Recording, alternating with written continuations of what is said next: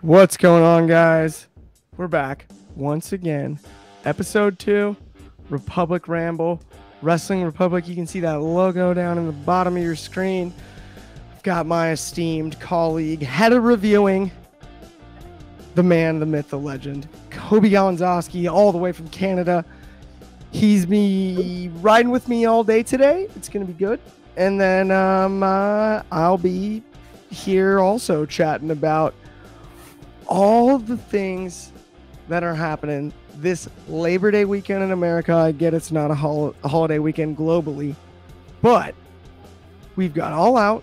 We got Clash at the Castle. We've had numerous returns. We got Triple H taking over creative in WWE.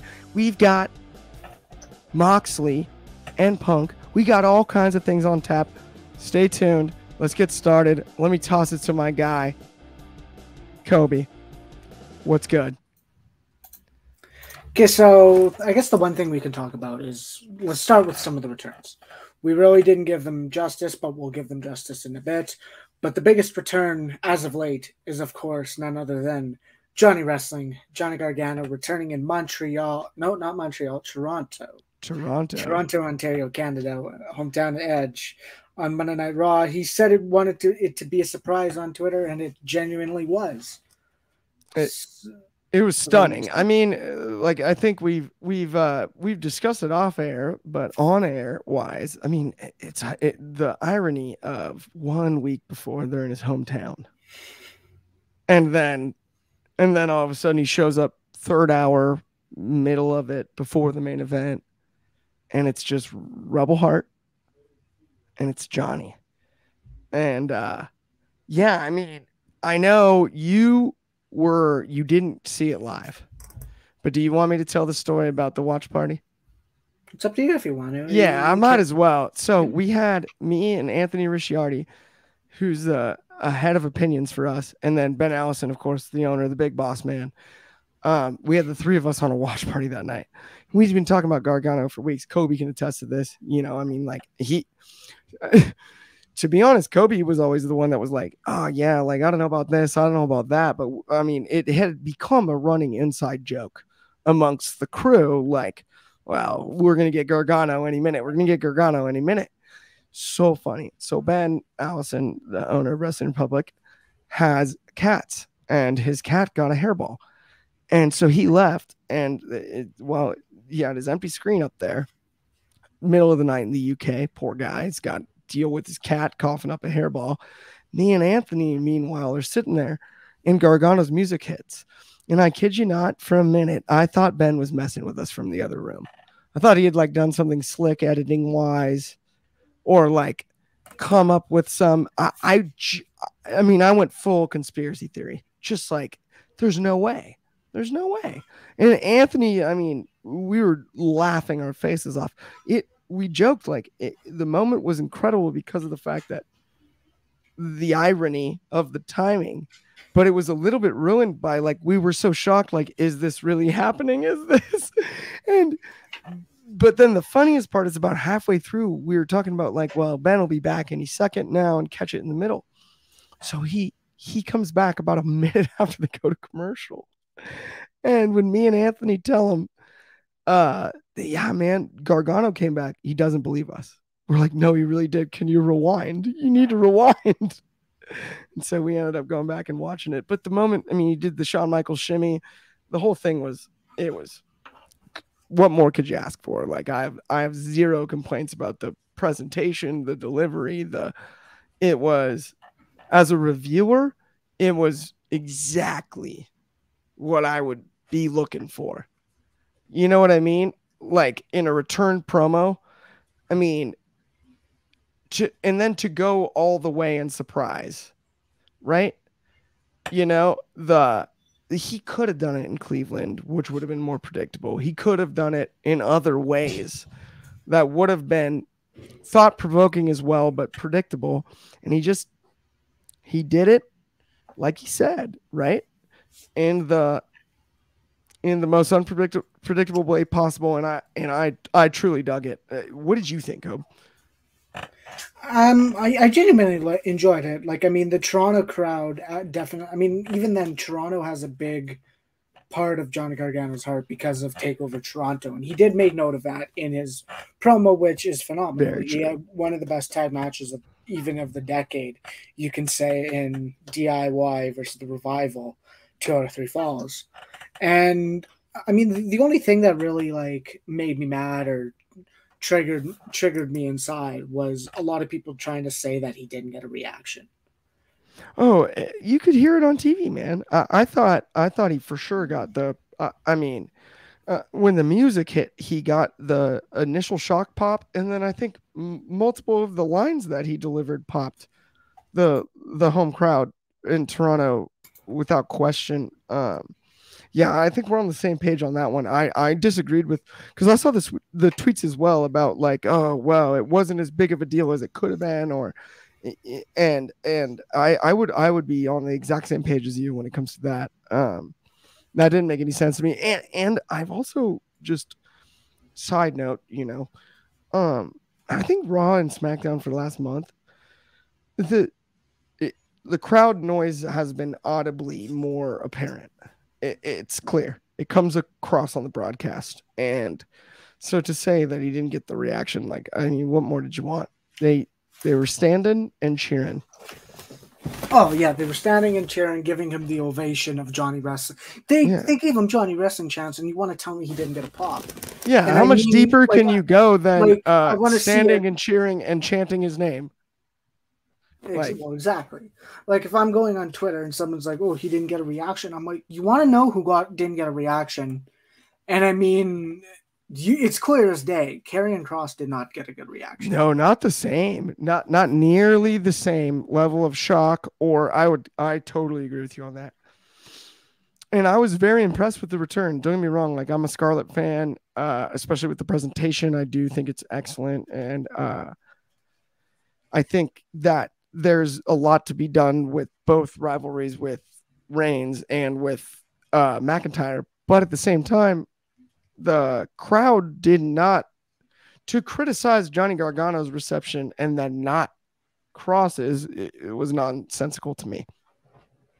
Oh, it definitely is nonsensical, and I think like I don't want to say it's idiotic or you're trying to push. No, yeah, we're not name callers here, except each other. No, because we're good enough buddies to do that.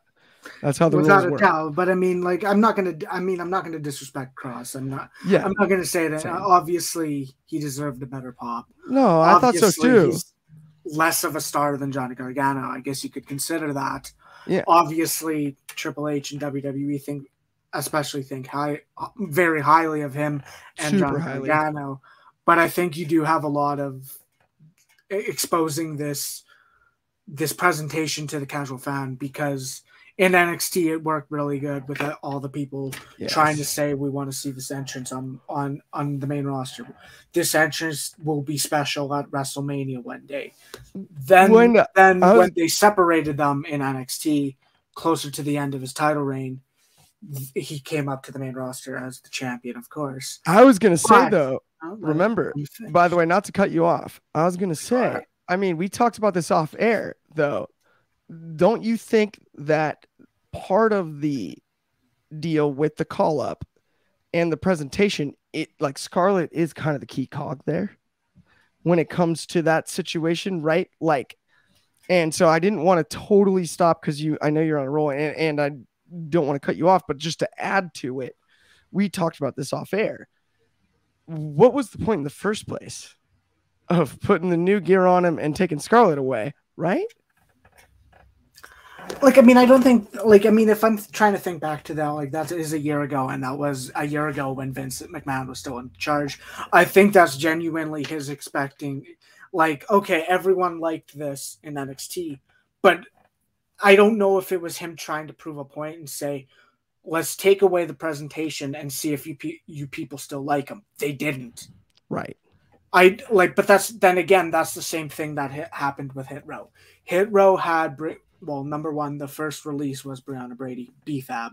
she was removed from the thing, and then they were like, "Oh, we're still going to expect Hit Row to work as just as well," without even giving them the attempt to swim. If you want to use that analogy, Okay, Karrion Kross had the exact same opportunity of, "We're going to expect you to swim without the things you are used to swimming with." Okay, this is a really silly question, but do you remember how many weeks that they showed? Because I don't, off the top of my head, and don't look it up because we have other things to get to, but I don't remember.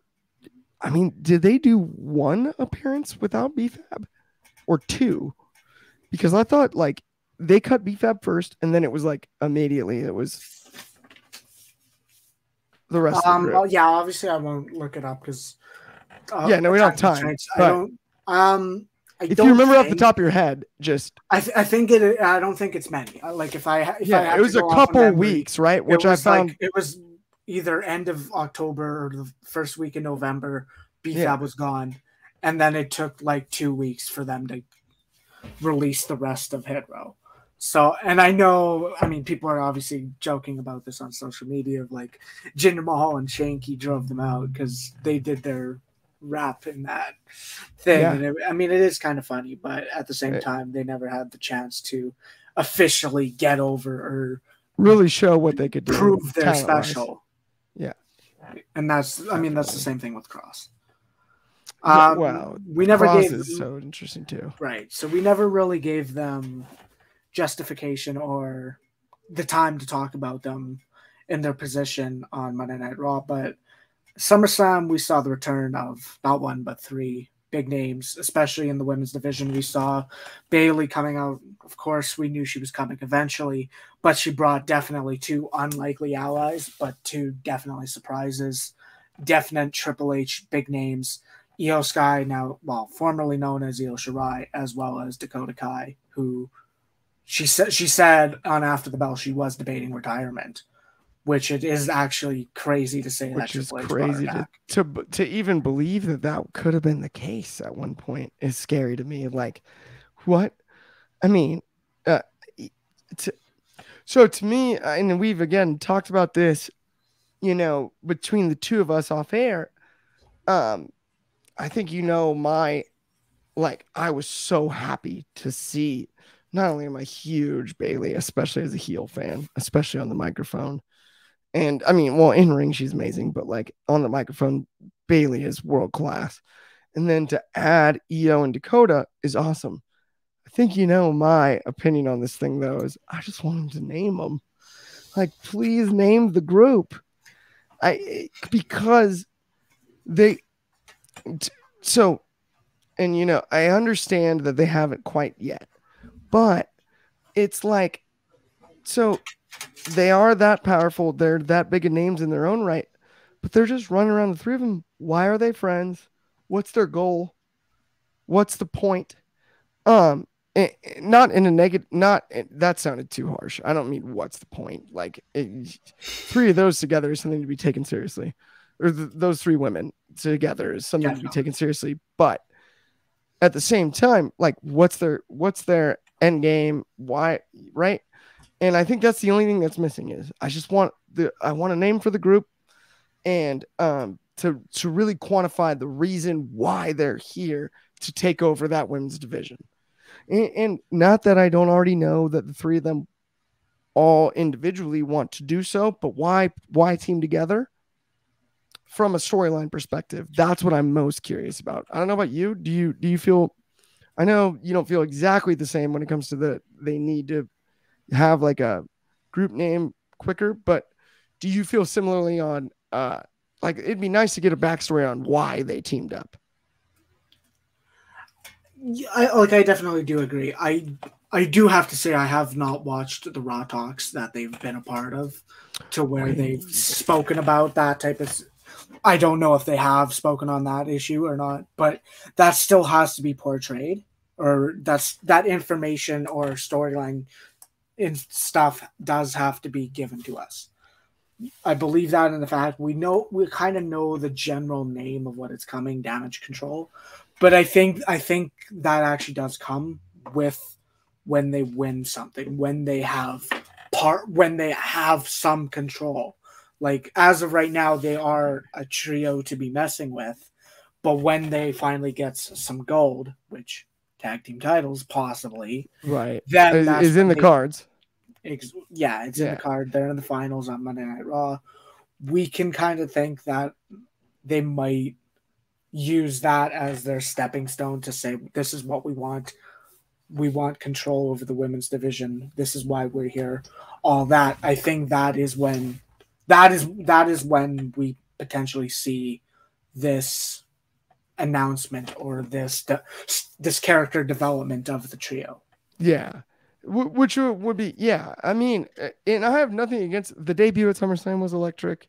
They've been great on television. All three are outstanding performers. They're great in the ring.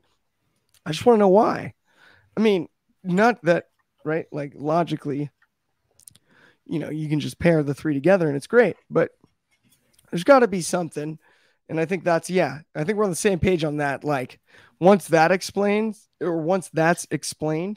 that's when we're really going to hit okay, Bayley's back and like really hit our stride on how good they can be as a group.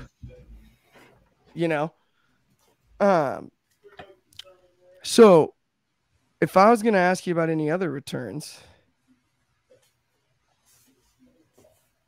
because potential returns before we cut and go to the next one, do we talk potential? I mean, we can. I mean, obviously, the big one is there is the potential for Bray Wyatt to return. Bray Wyatt? Bray Wyatt? Yeah, Bray Wyatt can return. I mean, I'm trying to think, like, who else is there? I guess technically we didn't quite mention Loomis already. We got to throw his name out there. He's obviously been back. Yeah, he's been a big part of the Raw, especially. And, he made his return to NXT as a one-off before he got arrested, but he had his reunion with Indy Hartwell. Yep. Now, I do kind of want to get your thoughts on this. Is what if whenever the Miz does return, if he is taking a week off or something like that to represent him being that kidnapped fugitive or something like that, do we want to see a Miz TV with Indy Hartwell connecting Index to the Miz Loomis story? I would love to see it, and especially given Johnny's return and then Theory's placement on the card and the current stuff going on, I do think that there is something there, right? And not that necessarily there needs to be an excuse to have Indy Hartwell called up to the main card, because I'm actually kind of shocked. I think Indy's excellent. She's a great athlete. And bell to bell, she's excellent. She's charismatic. She can clearly handle her business, and I've thought she was a logical call up for a long time. If they use the Miz TV segment as an excuse to call her up, then I'd be really excited about that. I really would. I think it would be a great spot for her. It'd be a great place to debut her on Raw, because I do think still enough of the audience knows her from NXT. My only concern would be if they lean too hard into the way history with Dexter and it turns into something that doesn't really make much sense given the new rivalries with the main roster and all the changes since the storyline had been left off in the first place. That'd be my only concern with the execution on the whole thing, I think, right? Do you kind of agree with that? That is a valid concern, and without a doubt. Yeah. Although I do think it's a great spot, and I think Indy kind of deserves it, right? We've talked about other call-ups in the past, you and I, and I think Indy Hartwell is one of those girls that's ready to be called up to the main roster, without question. Yeah. Did you have a potential return? Because I know I said Bray Wyatt, and I think a lot of people are in agreement. But did you have one yourself? Bray Wyatt, I'm with you on. I'm kind of curious to see on. I don't know if it's necessarily a return, but what about Deonna Purrazzo? Right? I mean, you would consider it a return. It would technically be a return. She's wrestled on Raw. Yeah, and so I kind of thought of that, and I was like, the run she had the last couple of years is kind of a name we haven't thought of. And I feel bad. Like, I probably should have warned you in advance there, Cobb, that I was going to throw out a name like that. But that actually came straight off the top of my head. And I was like, wait, what about Deonna? Like, that would be, it would make a lot of sense. She could kind of put a charge into the women's division, especially with her physicality bell to bell. For matchups, it could provide, you know, a little spark, especially on, I think on SmackDown. And I hate to say this because you know how much I love Liv Morgan, but like the women's division does need a little bit of that week to week spark, and Deonna could provide that. That would be an interesting one for me. I don't know her contract situation, so I don't know even how possible. Well, if you do want to go back into that conversation of contracts, I think it's a given that, or Fightful did report that they gave, their VIXT, or what we knew as VXT, Deonna Purrazzo and Chelsea Green, the Knockouts Tag Championships and Impact, right. But Chelsea Green is an uncontracted talent. Wow. So there is that. There's that possibility as well. Well, I mean, that's Cardona. That brings Cardona into play too, right? With Chelsea. Although talk about a great run in the independents. Yeah, Matt Cardona. I've so much loved and enjoyed Cardona's run these last couple of years. Like, I don't know that I could ask for much more out of Cardona. Like, he's been just sublime, match to match, build, everything. Yeah, I don't know. I've been more than impressed with him, and that's not to say that I didn't think he was awesome before this year. This has been like that's a run where you're like, okay, that dude he's legit, you know? Yeah. Okay, so I guess we can kind of that's our talk about returns, and we touched upon him a little earlier with Karrion Kross being almost inserted briefly into the Drew McIntyre Roman Reigns situation.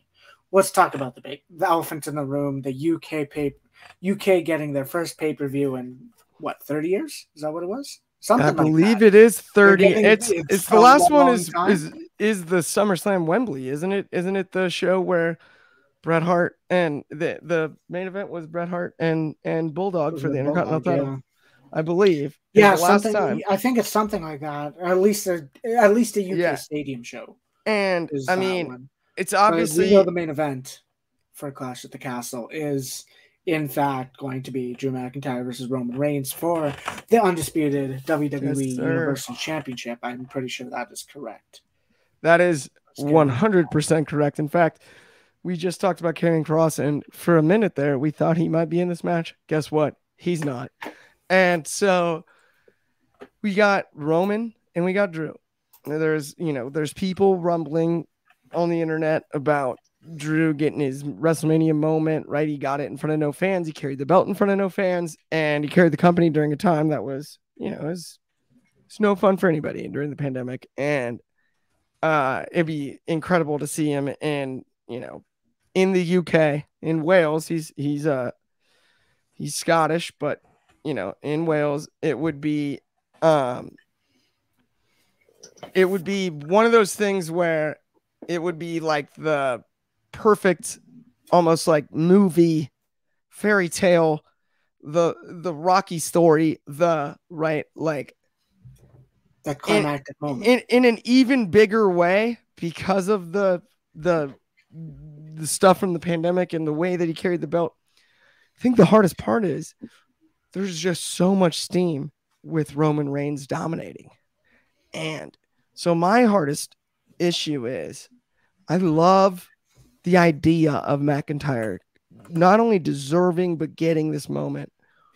But where do we go from there? That's where I get a little bit nervous. Is your question where we go with Roman after? Or is your question where do we go with Drew? Because I mean, Drew's is kind of a given with Karrion Kross. I think it's Roman I'm more worried about. Yes, is the answer to your question. My real question is, but then what do you do with Roman? Because with the limited dates thing too, his new contract. You just have less opportunity to rebuild him. No matter how you have Drew go over, what you've built with this is an unstoppable force. And it's not that I can't get behind the idea of Drew McIntyre being the guy to take that out, because I can. I love this story. I love Drew McIntyre. I really do. This is like straight from the heart. But like what you've built with Reigns, it's just hard to take the belt off that, especially since it's won. You know? Yeah. It's been, I mean, it's going to happen on SmackDown, the whole 2-year celebration, because he did win it end of August 2020 with the whole. Yeah, I actually think I saw it on Instagram, and don't exactly quote me on this, but I think today or yesterday was the 2-year anniversary of him unveiling Heyman. Yeah. It could be, it's something like that. Yeah, it is close to that date. Because I believe it's either today or yesterday. Before, I'm not 100%. Because 2020 had whatever SummerSlam, and then it was it was either 1 or 2 weeks after they did the payback thing. And then, so it was actually 1 week later. 1 week, yeah. Because this is really funny. At the time, I was going over to my mom's to watch all the pay-per-views, and they booked the payback pay-per-view. They ran the first ad for it as soon as SummerSlam ended. And they're like, yeah, it's next weekend. My mom was like, okay, see you in a week. And then I came over and watched the pay-per-view, because that was when Roman originally did the "you're just a freak in a mask" to Wyatt. Remember that one? Oh yeah, definitely. Because that was the 3-way. That was the triple threat. With Strowman, Braun Strowman, the Fiend, spot on. Roman, which they did the whole ring break, and then Roman basically come out and like, okay, I'll sign the contract now and be in this match. Yeah, you don't want to check. And I do remember enjoying that match a lot more than the SummerSlam match. Oh, I agree. But if I do remember. I was just gonna say, you don't want to check guys like you and I in wrestling trivia when it comes to stuff like that. Like between the two of us, it was just like, oh yeah, that's how it went down in order. WrestleMania, we're coming for you. Yeah, like what do you need? Trivia wise, we got you, dude. But okay. So anyway, not moving along, but like just while we're rolling. Did you have any thoughts on, is Sammy joining? Is he not joining? I know it's not exactly. I view Sami Zayn as the unofficial member of the Bloodline. He's obviously last 2 weeks have gotten a lot closer, almost handshake agreement with Roman Reigns. And I don't know if that's like Sami Zayn's just gonna have to prove himself with something. Like, we had this idea before about him using the briefcase to prove himself to the Bloodline by giving it to Roman or whatever.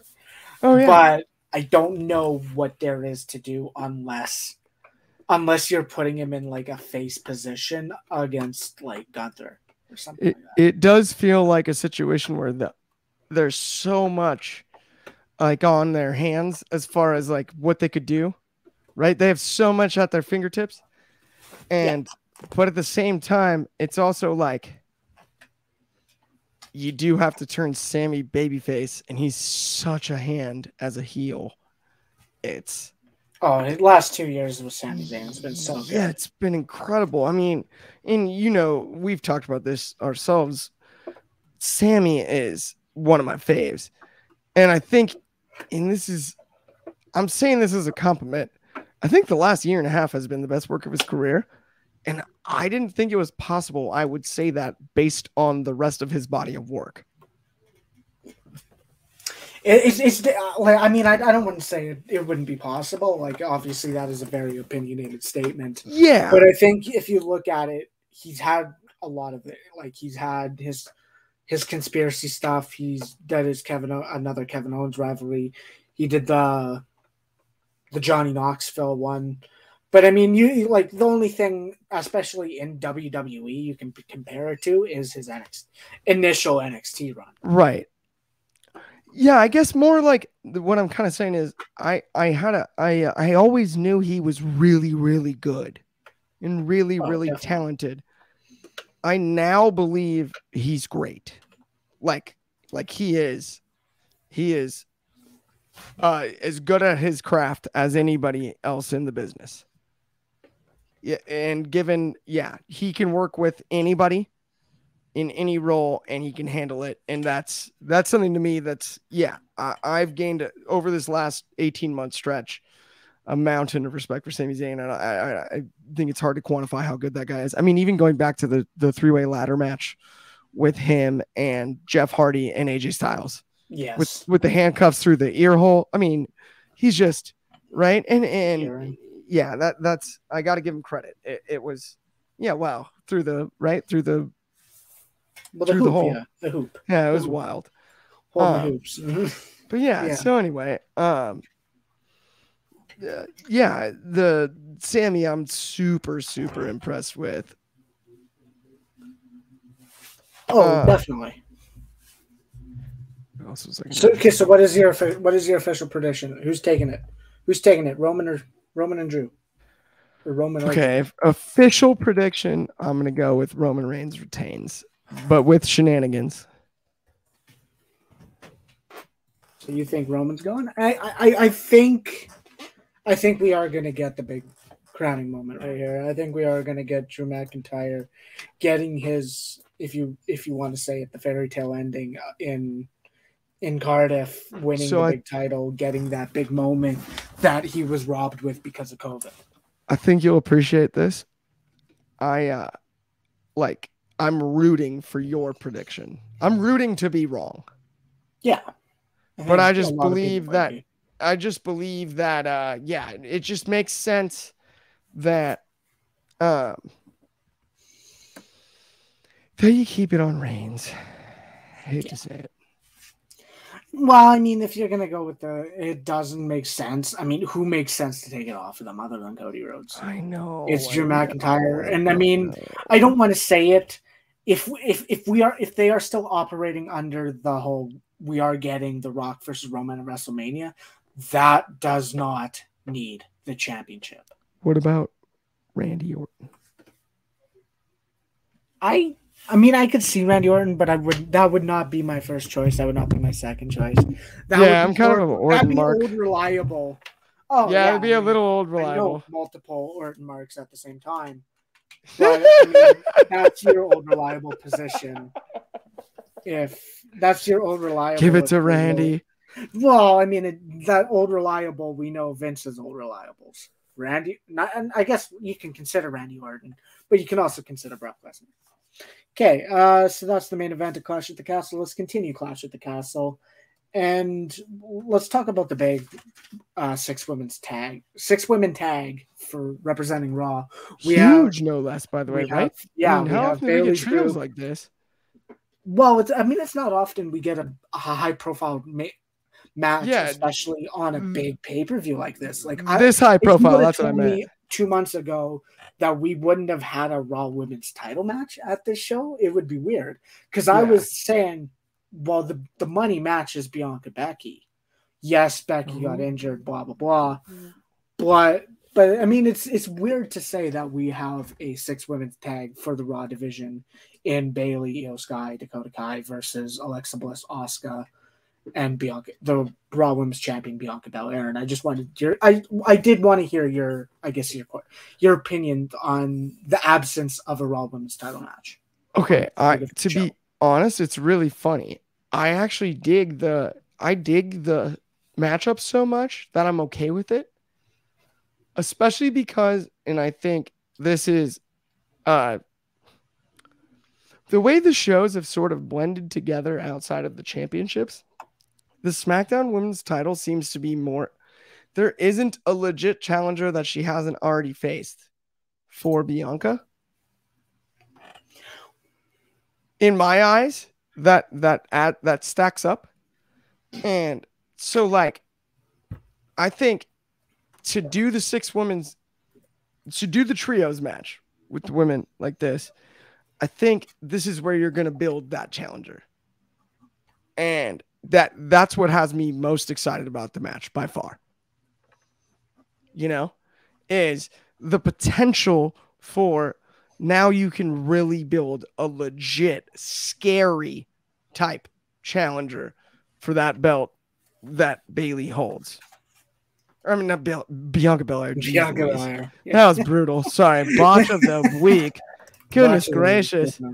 I'm going to give back on a botch on a review this week for that one because that was on me. Mm-hmm. Yeah, that was a joke. Oh, yeah. No, I mean, not a good one, but it was a joke. I'm not really going to do that. I still rate down for botches. Yeah, I know. I'm kidding. Anyway, go.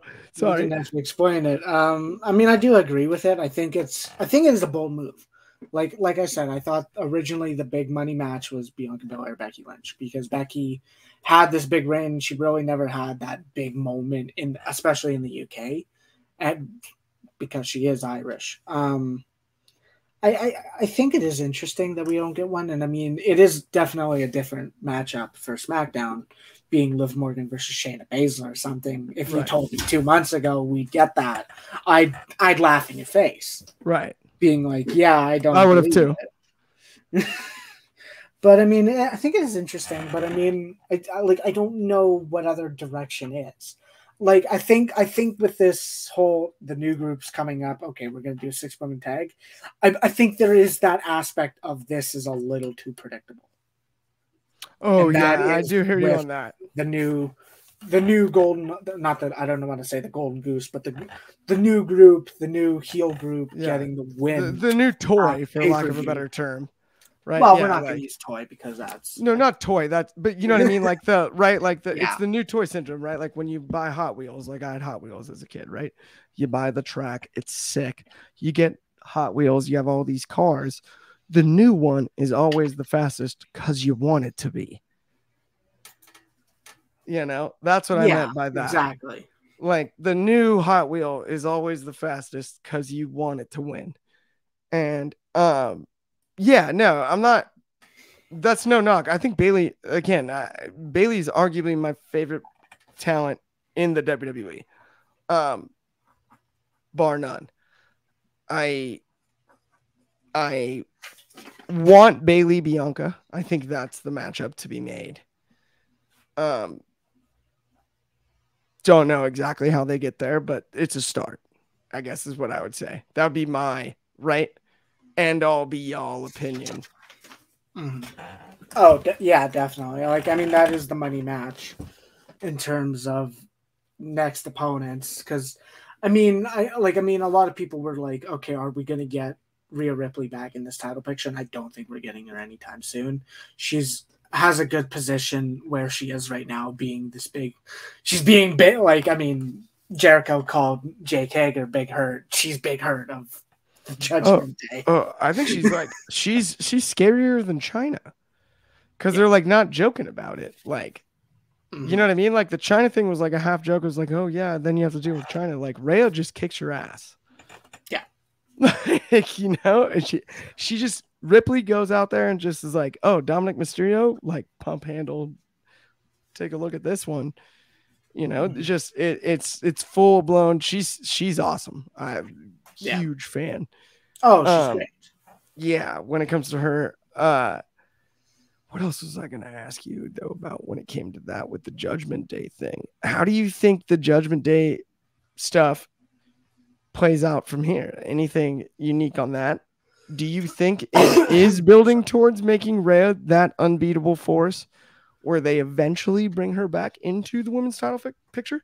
I mean, I don't know. Like, I understand she is the bit like I called her. She's Big Hurt of Judgment Day, and I don't know if I assume we are either going to get some form of mixed tag in Edge and Beth Phoenix versus Finn Balor and Rhea Ripley, or something like that, or we're gonna just get Finn versus Edge. At the same time, I don't know if that's the main priority, because if I'm looking at it from it, I guess if I'm trying to I was really good of I know what Vince would do, or I know the general mindset of Vince McMahon. I still have to learn that for Triple H. I think Triple H wants to build Finn's credibility right now. I know Finn, even Finn was saying right when Vince was left that Vince was really enjoying his heel work, which, I mean, they didn't do too much, but to say Vince enough to say that out loud is enough, right? Exactly. Yeah, It is. So that I mean, makes I think tons of that sense. I don't want to be like, oh, that's one of Triple H's old golden boys for NXT, but that's where I see happening. I do see Finn going over Edge, Well, and and I even think that is the direction. Even if you set up Finn versus Lashley, I well, I was think gonna that would be the direction. add to your point. If you really think about it, like even like during 2020 when he went down and did the NXT run, right? Like as like the plug play guy, that was when Triple H was running creative down in NXT. Like, yeah, to assume that Finn Balor and Triple H didn't have like a really quality relationship, especially creatively, is like that doesn't make any sense. Those guys get along, and I agree with you on the yeah, I do kind of hope it builds to Finn picking up the win over Edge. You know, that would be one that makes a lot of sense to me. So I mean, I guess if we continue on the Clash of Castle, did you have any other matches you wanted to talk about and touch on? We do have the SmackDown. We got the IC title. It's a fun card. What do you feel about the IC? Yeah, that's a good one. Let's talk about Sheamus Gunther. Let's go on the IC. And I think, yeah, I mean, going into it, I wanted, like, watching that 5-way, especially in the watch party. We'll go back to this again. We were all, this is Sami Zayn's moment. Sami Zayn in a Montreal crowd was beyond electric. And I'm not gonna drop the F-bomb. I'm not gonna say fucking electric. Oops, I just did. It's fucking electric. It was. Sami Zayn in a Montreal crowd is magic. And that's what I tweeted on the Wrestling Republic Twitter, if you saw back then. But I mean, Sheamus doesn't get a lot of credit. Sheamus got that early push in his career. He had a really good match with Daniel Bryan in 2012. He had the WrestleMania squash. Sheamus really hasn't, I don't want to say come into his own, but Sheamus really hasn't been the best performer until his stuff with Sheamus. Or not with McIntyre. No, well, I would even say the Bar. With Jeff Hardy and Cesaro. Well, yeah, the Bar and the Hardys, just the Bar in general. Sheamus, even the best. I would agree with you on that. Cesaro, it was so good, and now it's like he had that retirement scare, which I'm actually glad he's back because so happy. He was one of the very high points of if you call it the Thunderdome era, the pandemic era. He was one of those high points because he was always delivering. He had that great cinematic match with Jeff Hardy. He had great matches with Drew McIntyre.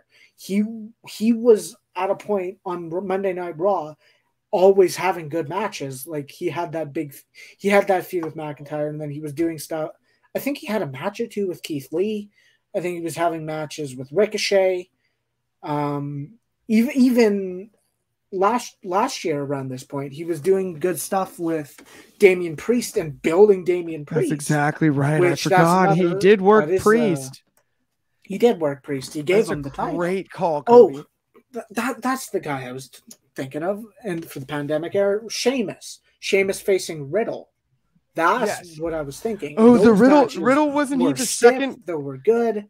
The WrestleMania match with Riddle was excellent with the spot where he bro kicked him on the moonsault. Yeah, the catching bro kick. Yeah. Are you kidding me? It was amazing. Yeah. Oh, like those matches were stiff. Those matches were really good, and I mean that's what I expect from Gunther and Walter. They were snuggy, and I'm not talking about the blankets with the arms. Yeah, exactly. I understand Sheamus kind of needs his. I don't want to say his thank you moment or his big appreciative moment for having such a good last few years. I don't know if that comes at the expense of Gunther. I don't think it does either, but I do agree with you in the sense of he does deserve his time in the sun. And I don't mean that as a pun either, but because he's so fair skinned, but he deserves his time in the spotlight. He does deserve, he's such a great hand. He's so good bell to bell. He's been so consistent for so long. And then he cranked it up a notch over the pandemic era. Sheamus does get super overlooked. And I totally agree with you on that.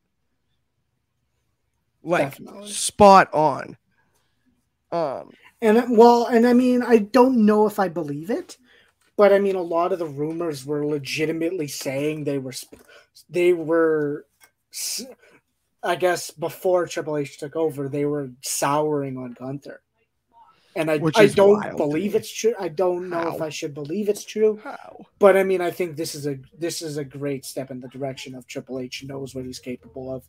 Oh, no Knows doubt. he is a towering opponent. Yes, he got into shape. Yes, he looks phenomenal now I think so compared to too. what he was 2 years ago. Like Gunther himself looks great in the ring, and I think this is really good. I don't think Gunther will lose at this I match. I would totally agree with you on that, and this, especially because I think at this point you've made Gunther so scary that it's, and this is no knock on Sheamus, but just it's only logical to use Sheamus to help continue to build the absolute viciousness of Gunther. Um, Mm-hmm. yeah, I think we're both on the exact same page on that one.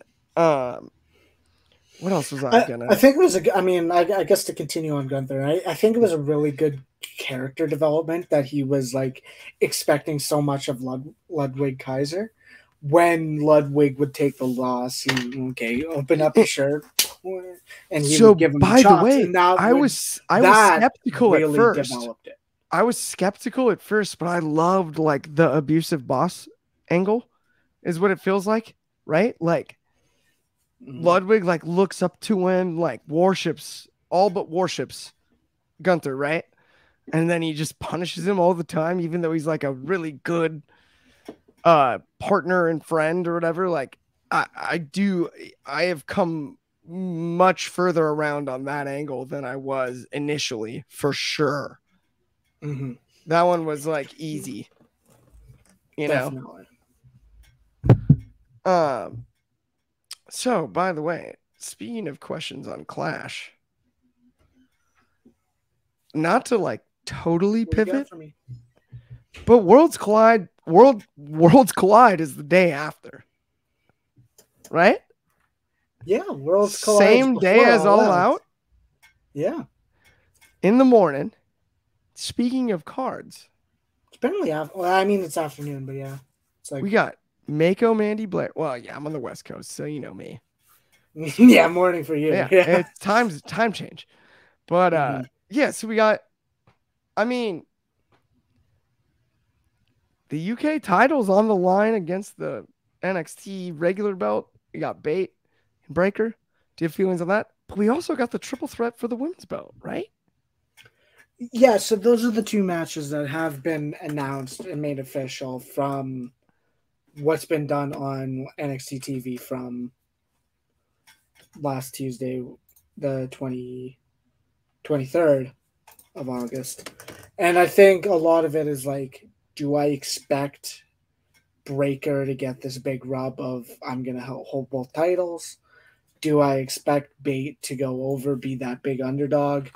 I'm not too sure what to expect, but I know it'll be a solid match. We saw Breaker Gunther on a regular NXT in April, and that was really good. And we know Gunther's ability based on his matches with Pete Dunne, his matches with Ilya Well, I mean, Dragunov, dude, the his progress matches with stuff. Tyler Bate. Yeah. Yeah, progress. If you've got the network or Peacock, I'm gonna just cut a quick promo in the middle of Kobe's. Go watch freaking Gunther. He's Walter in these ones. Go watch him. Progress. They got the best of. It's all over Peacock. It's easy. It's like $9 a month or $4 if you want to watch the commercials. Go watch. Go watch it.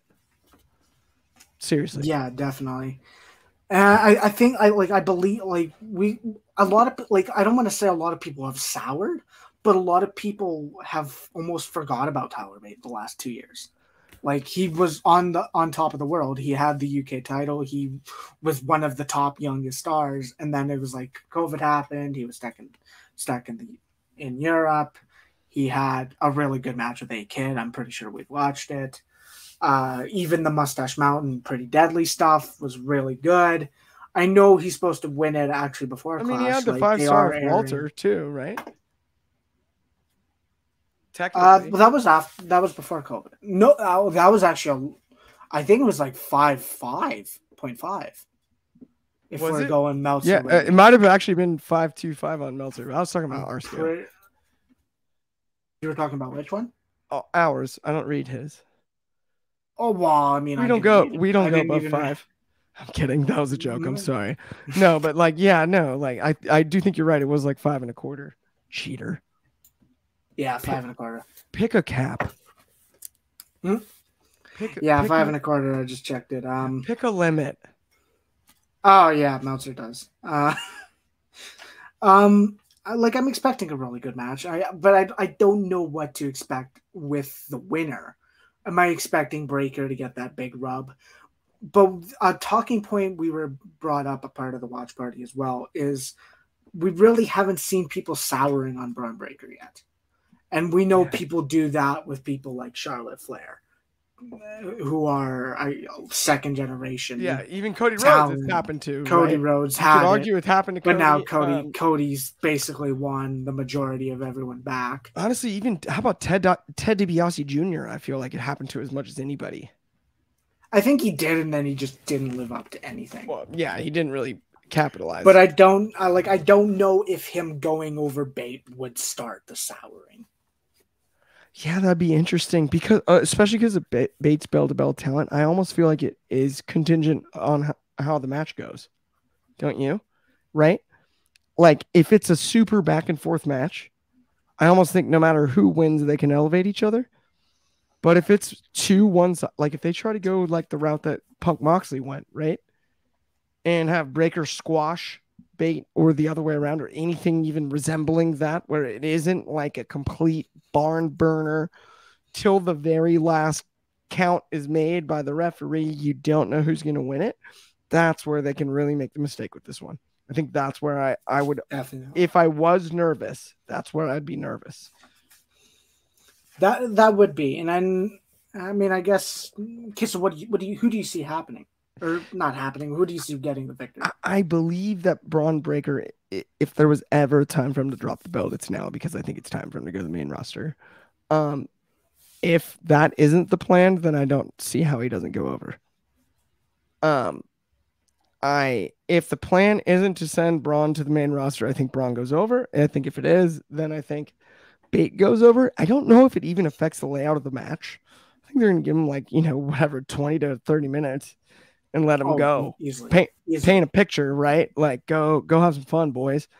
And I can't wait to see it, no doubt. And I think that also actually, in a weird way, it's a matchup that I really appreciate because I think it does, it appeals to both the casual and the hardcore fan. In the sense that you and I know the things that on the line when it comes to if Braun loses the belt, it likely means he could be going to Raw or SmackDown. If Bate wins, all of those implications, and that can appeal to us. But at the same time, you have the classic super technical small guy versus the big, strong second generation guy in a matchup way that you could break down to somebody who'd never seen either one. And it's a legit main event.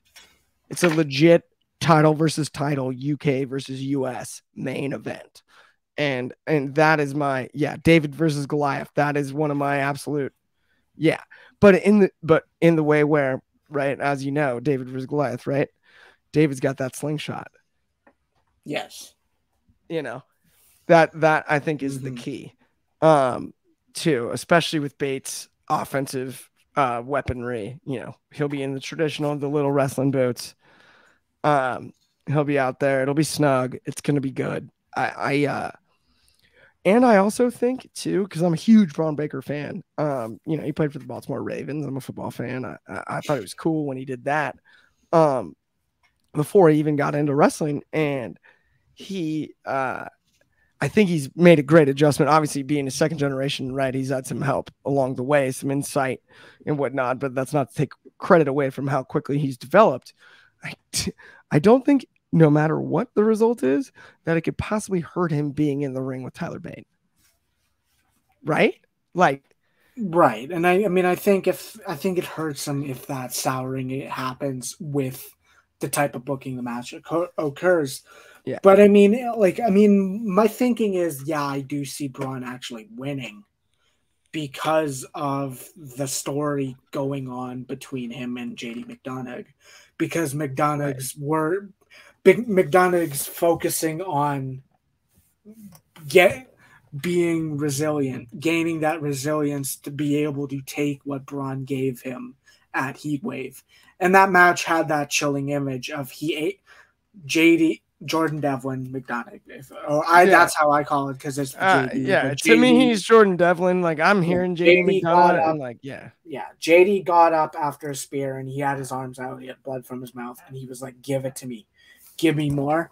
And I don't want to say JD could be the first because Tyler Bate could easily be the first to kick out of that power slam, but JD could as well if we are getting that rematch in the future. Yeah. Because something to note of is JD was never able to hold that world title either. That's He right. lost his I NXT forgot. UK. He lost his NXT UK career to Dragunov because of that. Okay, so speaking of that power slam, though, this is an interesting question for you. Do you have concerns about that when he goes to the main roster that he can execute that move on guys that are bigger? I mean, well, how many do you think would be the concern? Like, I don't Maybe think what? he can't do Roman. that to Lashley. Can he He do that to can't do it to Lashley? Lashley, but he could spear Lashley. Like, I don't Yeah, think there's an issue with that. but I I mean, think there's enough people to where he can do it, could he get up? even Could he if get he up gets a new Sheamus? one. Yeah, I think he could. Could he get up? Got up. Yeah. Trying to think who I has a mean, face. Omos. I don't think so. I don't think Oh he could wow, get up no one. I don't think anyone could do that to Omos except for Lashley or Otis. I maybe don't think Commander so. Aziz because they had that one Oh, battle of the I think giants. Mark Henry could gorilla press him. I'm kidding. That's he's Not not active. now. Back in the day. Um, Wow. Yeah. but no, yeah, that's the only my only concern with the military press into the power slam. As pretty as the move is that he can only do it on so many people. You I know? mean, that also could be going away. He's a part of the PC, and I know they do the powerlifting competitions because I've seen the thing. Yeah, And yeah, he's yeah. They one do of the have top those videos. powerlifters. Yeah, they have the videos. I've seen the list of who actually won them, and I know Braun's one of the top guys. He's still training. He Yeah. could get stronger. I don't. I'm not going to say the way he is now is the cap. Like if he's going to struggle with someone like, I mean, I don't know if he struggled with Gunther. I can't remember. I don't You know, I don't know, know that he but I actually don't know if completed the move on Gunther, but I think he attempted it. And if I remember I correctly, I think Gunther actually reversed it. And I think that was kind of like the smart move, right? For yeah. safety. Um, I'm wondering, yeah, I that mean, might yeah. be. I mean that is We might another have to pick concern. that one back up later when he does get called up. Like this is a good Oh, combo. definitely. Um, Oh, it is definitely a good so I was gonna conversation. ask you then too. I mean, NXT UK wise, anything else you're looking forward to on that card that we must cover? Well, I mean, I guess we can do a short one. Who do you see winning the women's titles? Do you see Mandy Rose getting both titles, Mako Satomura, or do you see the wild card, the Joker, however you want to call it, the So dark horse, Blair Davenport? I this might be of the entire weekend, including All Out, the one that I have like the least good idea of who's gonna win on because I think it's similar to the Breaker Bait situation where if it's a call up, um, then like if it's a call up situation, so if Mandy's coming up, then it would make sense that's one of the other two, right? If it's not, then then it could be Mandy retains. It could be. I don't see why you wouldn't put Mako over because I don't know when you have another opportunity to do it. And I think it'd be interesting because it actually kind of gives you the chance to call up both Blair and Mandy, not together, but separately, if that was the idea. And then you have Mako carry it, and then you kind of rework the NXT women's division around Mako there. So I could see that happening. That's not my prediction. I'm just saying I could see it, right? And then with Mandy, you could easily just have her continue to carry it. Toxic Attraction's over. I mean, right? Like, I don't think there's any debate about that. They are. I would be actually at this point, and I wouldn't have said this 6 months ago, I'd be disappointed if they don't come up as a group. Yeah. Now, I would not have said that 6 months ago from today. Mm-hmm. I mean, look, especially looking at it now. I mean, I think you mentioned the bringing up of Blair Davenport as well, and I don't think they want to yet, because I think I think they might still want to focus on developing her a little more in the PC, and like obviously she just came into the company. I don't think she's one of those names they would call up right away from the women's division, because you have people like Kaylee Ray / Alba Fire. You have someone in Tiffany Stratton who's doing a lot of wonders for her inexperience. Stratton's been awesome. Yeah. There's no doubt about that. Yeah, no. Tiffany Stratton's been outstanding. Well, I mean, you know me, I'm an Akita Lions fan. I don't want to open up that can of worms. We'll talk about that later. But you know what's one company that we haven't talked about yet, Kobe? You want to go there? You want to go? There's another pay-per-view. We can go. This weekend. We can go there. That your boy will be attending in his hometown, Chicago, Illinois. That's a silent S on the end of that for you guys that don't know how to pronounce it. It's Illinois. It's not Illinois. Don't ever say that. Yeah, dude. Do you have anything? I mean, what a weird week, right? What a weird and wild week. We saw Punk get squashed. I don't want to, right? We don't need to catch everybody up. Punk got squashed. Things happened. I mean, we are definitely going to talk about that, though. I mean, if now's the time, Randy, we're getting into the AEW conversation. Let's talk about it. They hot-shotted match 1 of Moxley versus Punk to if you want to consider it that, they hot-shotted it to a random Dynamite with I guess the support from Jon Moxley, from what Fightful has said, is it was a move that was helped, or not helped, but agreed upon by Jon Moxley. Suggested, right? I thought actually even not just agreed upon, but like, what do you think? What do you think about that? That's what I was going to ask you, though. Isn't the scoop that technically it wasn't even just agreed upon? It was Moxley's idea.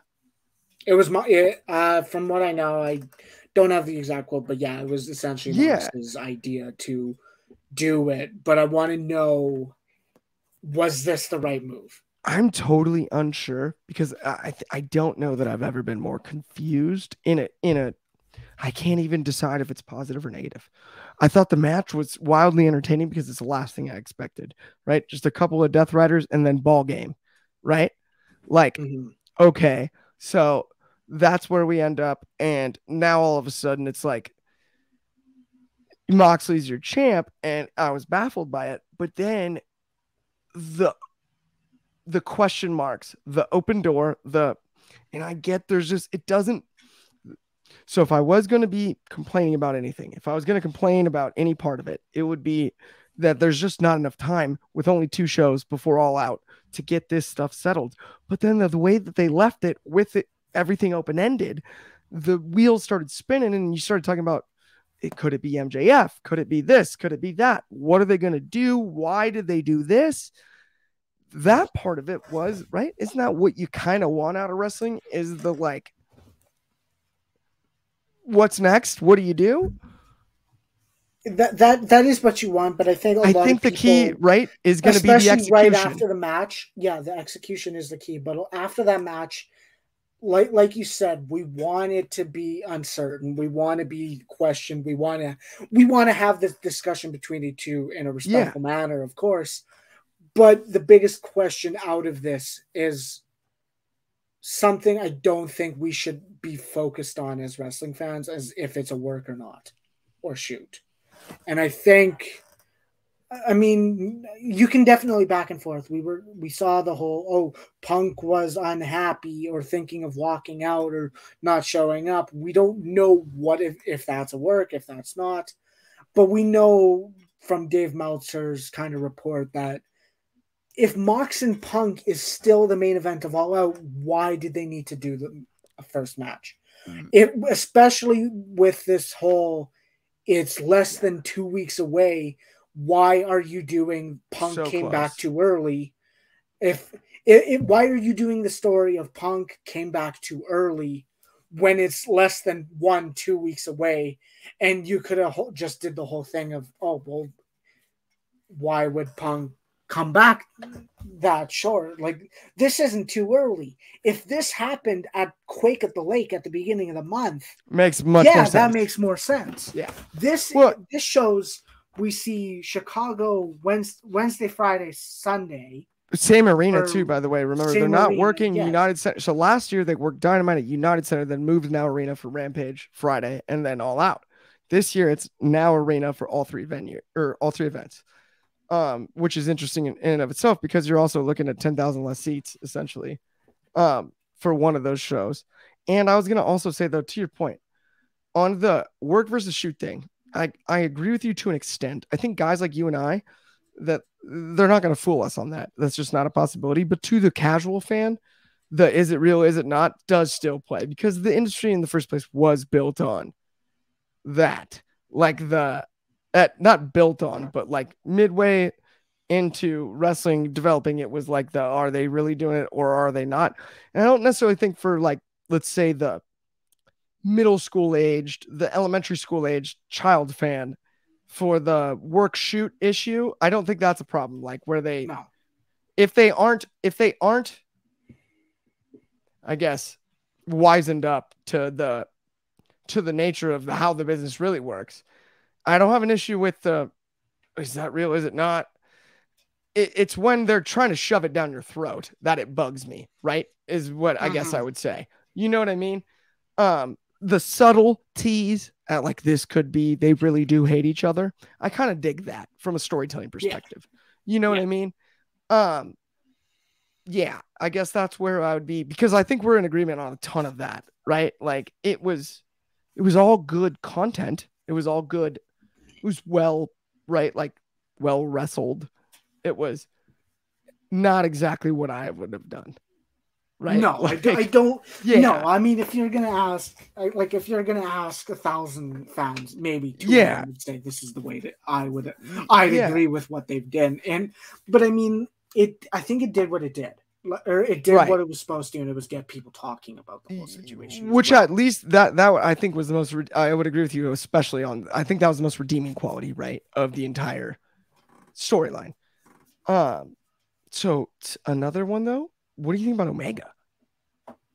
Well, okay, but yeah, before we do talk about the hot shot return of Omega, I did want to touch up upon the potential of MJF because we were all under the assumption of they were doing this match, Punk's gonna win, MJF's gonna return, we're gonna get Punk MJF All Out. But then again, the reports came, it was like, oh well, Punk's unhappy. Is that because they wanted MJF to come back and win, whatever? But then again, I want to look at the card of All Out just for 1 second. Oh yeah, check it out. We do, but we have the casino ladder match. As an AEW fan yourself, I'm more of the AEW casual. Oh, they don't exist. Well, they do now. Haha. Yeah. Is MJF returning in the casino ladder match a wasted return to you? Okay, so this is really interesting. I really this is going to be so not as cool of an this is going to be so not as cool of an answer as I wish it could be, but I think it really depends on how they do it. If they shock everybody with it, I don't necessarily think it matters that it's not exactly what we hoped it would be. Right? It's just, it's as simple as MJF's back. The pop was huge. He wins. Right? If they do it in a way where they try to make it another headline worthy match on a card where they try to produce multiple headlines, that's where multiple big headlines, that's where they can run into the mud. It in the sense of if you're gonna do that, then you just put him, you insert him right into the Mox Punk, right? So I really and I wish that I had like a more take a side answer, right? Than I do, but I think it really, really is pending the presentation. If the presentation comes across as like, holy shit, MJF is back, I'm not sure it matters where you bring him back. If that's not the exact reaction following, then it does. Then you messed up. And that's where I would be. That's where I'm most looking when it comes to that. Number one, like idea that that's a possibility. And two, that's another thing just heading into All Out that I'm like really have my eyes on. How are they going to handle that? And I know that was definitely a conversation we had last week. Is this the return you happen or you do before the show? Which going back, everyone was almost like, okay, yeah, Punk's going over, MJF returns, they make the match for All Out, and this was my point of view, and I think this is still a good point of view. Last year's All Out, the place was electric. It was great. Yeah. One of the best shows they've ever done. But if you're going to say from All Out to All Out, how can you make this show compare? And that would be the return of MJF. I could not agree more. There's and not it scares many me. Other free agents on the market to where you can kind of say them debuting would give that same reaction, unless you actually got Bray Wyatt. To your point, dude, in terms that's of what AEW, scares me. Yeah. Is like I almost feel like they need MJF somewhere, even if it's not in the main event picture. They need Max. They really do. I think it's at that point. Well, it's at that point where, like, if you look from All Out to All Out, we saw multiple debuts last year. I think there was more than Bryan and Cole, right? Oh yeah. The Ruby Soho.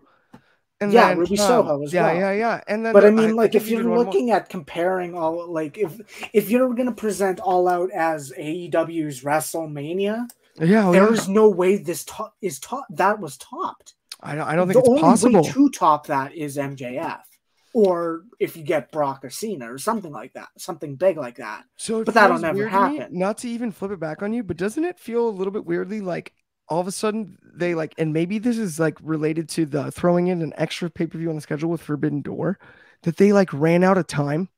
Like they thought they had more time than they did to build towards this. And now they're kind of on their heels like, oh shit, it's a week away. Does it feel a little bit like that to you, or is that just me? I feel like it is, but for the wrong reason. Yeah. You said Forbidden Door.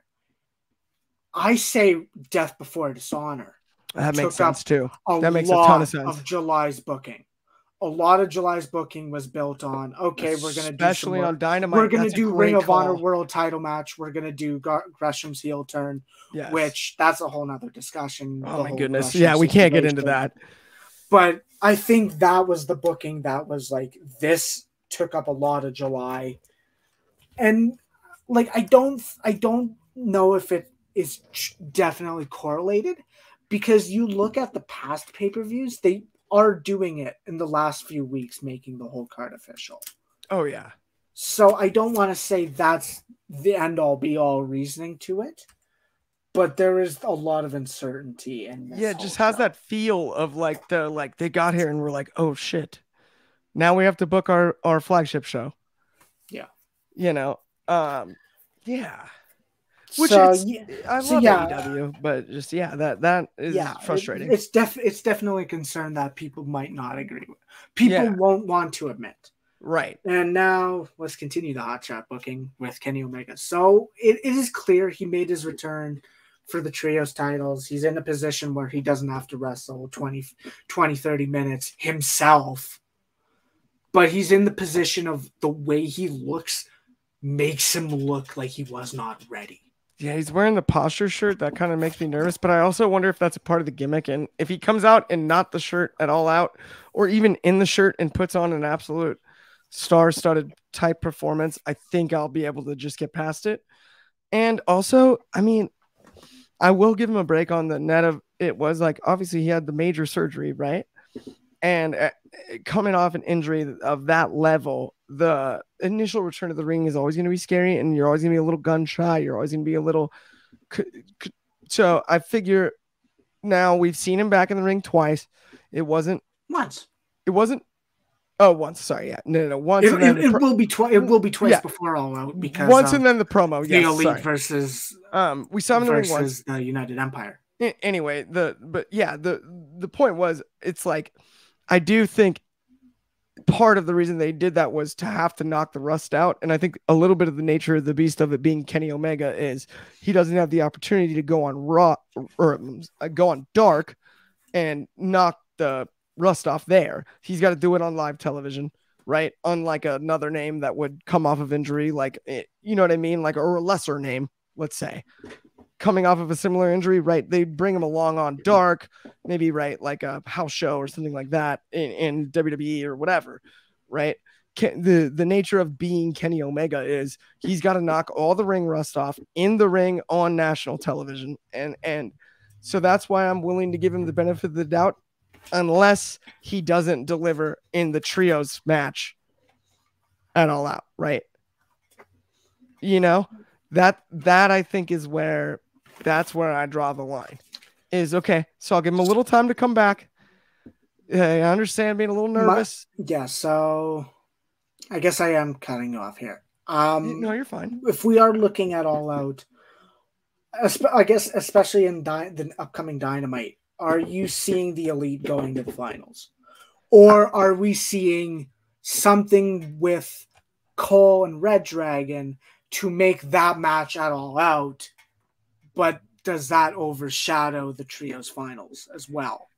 Like, I think this is the double-edged sword. I think, that the double-edged sword aspect lends me to believe, to your point, that if they were to book Red Dragon and the Elite at All Out, it would overshadow the trios finals. And so that's why I think the Elite is going over. I think Red Dragon is going to insert themselves into that finals. And I think that is where I don't know exactly, but I do believe. I'm not going to. Sorry for cutting you off again. No, you're fine. You're fine. That side of the brackets lacks the star power. The finals, to me, should be the Elite versus the United Empire, Aussie Open, and Ospreay. I couldn't agree more. The finals to us right now is either the Elite versus, I want to say, the Best Friends, or the United Empire versus the Best Friends and Orange Cassidy. I think that's the match that you do because you've already done Ospreay and Orange Cassidy. That's possible. But that still is overshadowed if you have the Elite versus Cole and Red Dragon. Well, so that's where I wonder if Cole and Red Dragon might insert themselves. Are they even cleared is another discussion. Yeah, that's another thing I was going to ask. Is I don't know that Adam Cole's healthy enough to do anything. True. I think that might have been the initial plan, by the way, right? Yeah. Like that, and then now they're kind of stuck. I'm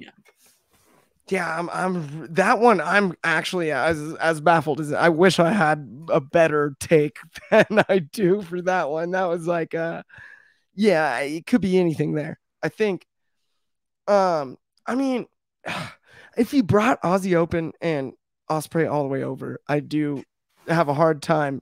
I do have a hard time seeing them losing to the Elite, even in this setting. You know, it's tough to. The issue for me is, so like, the Elite and Aussie Open is such a legit rivalry. For it to be booked off of a semifinal biff, I think would just be a waste of time. It would. You know? Yeah. I mean, yeah. I mean, I guess that's a good time to close things here. Let's do it. So we rambled. Last thoughts, Corey? Freaking hit us up on WrestlingRepublic.com, on Instagram too. Check out us on YouTube at Wrestling Republic, at Real Clark Taylor, at Kobe Galanzowski WR. All of your other wrestling news. Again, go back to that same website I said earlier. Just stay on it, basically. Click all the links to the stuff, follow all of our stuff, and then we're good. Right? Kobe? Yeah, so, I mean, I'll just make sure this is the correct last lines. For more wrestling news, rumors, debates, opinions, make sure to check out WrestlingRepublic.com along with Wrestling Republic on Instagram, YouTube, and, of course, on Twitter. It's Wrestling Republic with an A. But that's an R. for now. No W. That's it for this ramble. Enjoy.